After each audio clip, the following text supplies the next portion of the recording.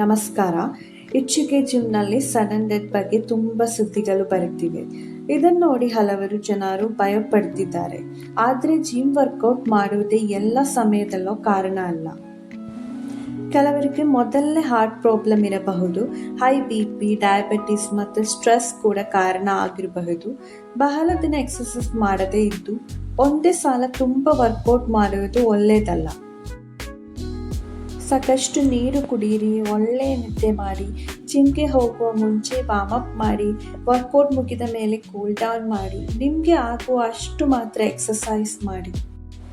Workout ಮಾಡುತ್ತಿರುವಾಗ chest pine, ಉಸಿರು ತೆಗೆದುಕೊಳ್ಳಲು ಕಷ್ಟ, ತಲೆ ಸುತ್ತುವುದು ಅಥವಾ ತುಂಬ ಸುಸ್ತು ಆದರೆ ತಕ್ಷಣ ವರ್ಕೌಟ್ ನಿಲ್ಲಿಸಿ ಡಾಕ್ಟರ್ಗೆ ತೋರಿಸಿ.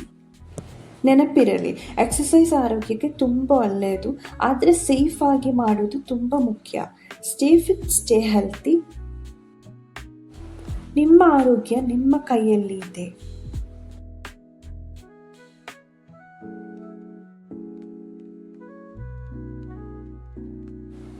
ವಿಡಿಯೋ ಇಷ್ಟ ಆದರೆ ಲೈಕ್, ಶೇರ್ ಮತ್ತು ಸಬ್ಸ್ಕ್ರೈಬ್ ಮಾಡಿ. ಧನ್ಯವಾದಗಳು.